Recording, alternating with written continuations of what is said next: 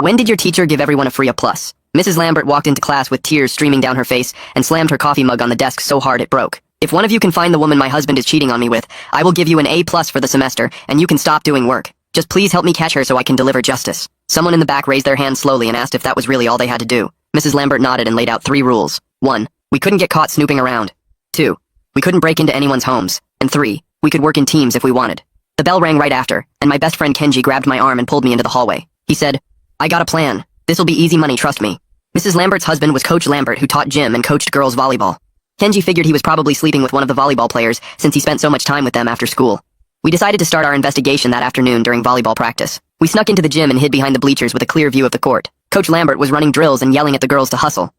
He seemed normal at first, but then we noticed he kept touching the team captain's shoulder when explaining plays. The practice went on for an hour, and nothing suspicious happened. We were about to give up when Coach Lambert called the captain April into his office.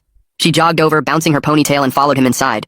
Through the window, we could see her tying her hair up in a bun while he made sure no one was looking, then turned off the lights and pulled down the blinds, blocking our view completely. Kenji and I looked at each other, knowing she was giving him the Gawk Gawk 3000. We quietly left the gym and started heading back to Mrs. Lambert's classroom to claim our A+. We were practically running down the hallway when we heard footsteps behind us.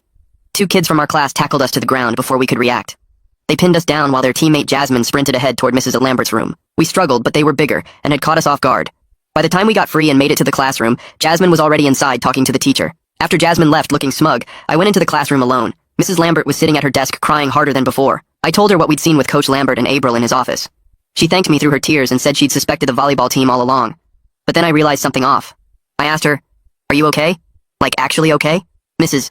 Lambert looked up at me with surprise. She actually smiled a little through her tears and said I was the first student to ask how she was feeling.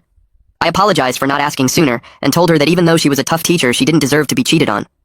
She stood up and walked around her desk. "Do you still want that A+?" she asked.